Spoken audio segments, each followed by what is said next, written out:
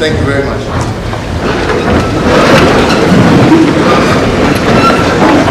Good afternoon, Church. Nelly, Maroro, Jerry, the entire family, friends. We're here today to both mourn but celebrate a man who was a dear and close friend to many of us. A man who was the life of any Catholic. A man who was generous beyond any imagination. I had the opportunity to first meet Ganja in 1980. And in 1980, I was traveling to America for the very first time to begin my studies there. And we happened to travel with Sue Matiang'I, Sue Derry now, I don't know whether she's here. There you are, yeah.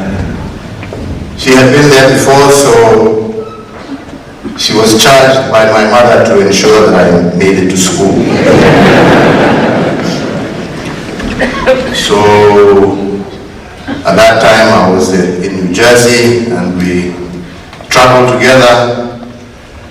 She got me to school, made sure we were settled. She at that time was with us. So she told me, if anything and if there's any issues, I have a cousin of mine. His name is Kanja, who doesn't live too far from here. I'll tell him you're around and I'll ask him to check on you and to see how you're doing. And that was that. In America, they have all these short holidays. You know, I don't know, Thanksgiving, I don't know. They're all there, different little holidays. But unfortunately, foreign students have nowhere to go. You just remain in school because school is closed. Where are you going for 3-4 days? I used to work in the library in the school. So one day with another foreign student, I'm walking back from the library back to the dormitory. And out of the blue, I hear this loud voice shouting, "Hey, where?" Both me and my friend, we turn around, looking, not recognizing it. Yeah, you, the African. I was like, I don't know how you knew the other fellow was not African, since you also have a white African. And he came up and he says, "Are you so-and-so?" I said, "Yeah." He said, "I was told by my cousin to hold your hand." I'm like, "Oh, so you must be Kanja." "Yes, I'm Kanja." "What are you doing?" "Nothing." "My car is just parked over here. Let's go. Just pick a few things and go to my place."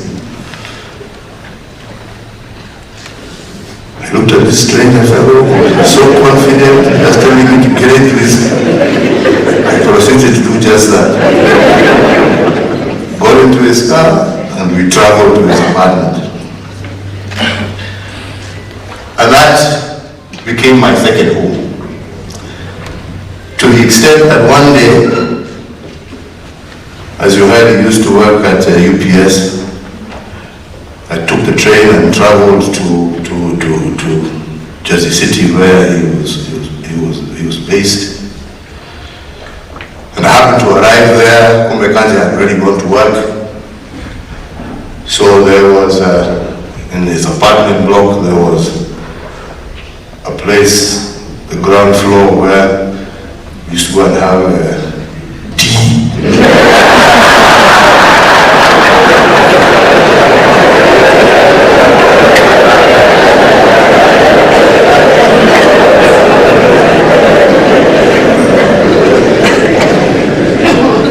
So I decided I was going to wait for him there. So waited.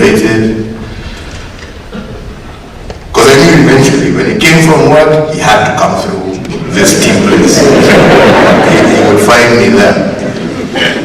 So he came and he asked me, eventually, how long have you been at? I've been here about a couple of hours. He said, hey, look, we have to, what you do now, tomorrow morning, I'll sort this out so you don't have to always just wait for me here.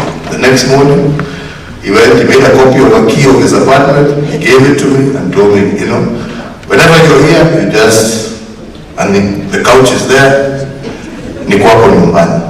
And we started a relationship from that day to date. Came back, and we eventually came back home, got into partnership, various business ventures which we tried out. I eventually went into politics. Got into that. AJAABU was still around, and in fact, during my very early days, he used to be one of my agents. And as you know, the party I belonged to those days was not very popular in my part of the world. So he has also eaten a few stones on my behalf. Being my agent. And we continued our friendship all the way through. I'll never forget even when I was president. Kanja would never address me as president. He would never address me as Your Excellency. As you heard, he had a nickname for everybody. Me, I was always, Papa, how are you doing? And the other thing he was very good at is sharing, as you've heard, he was very active on his phone.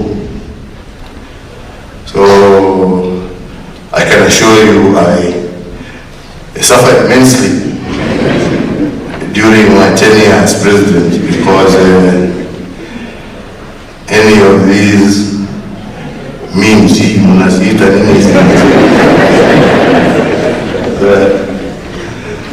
the one that showed me in the worst light, you can guarantee you can't go forward.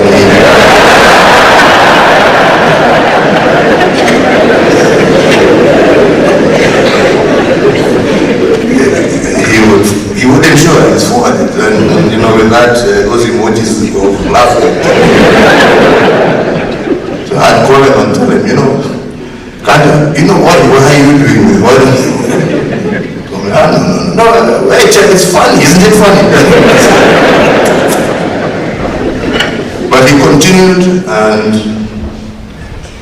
as I said, even December 12th, we were all together. No one would ever have imagined that the lively Kanja that we saw on that day, in a very short period of time, would not be with us.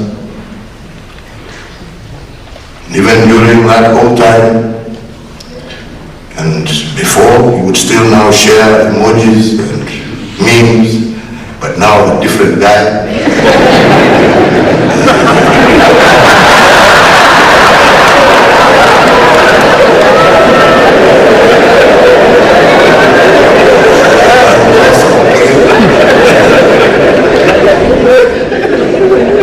And in fact, the last message he sent me was almost, I think, the beginning of January. And the most amazing thing is he never mentioned anything about him being unwell, as we have heard here from Haru.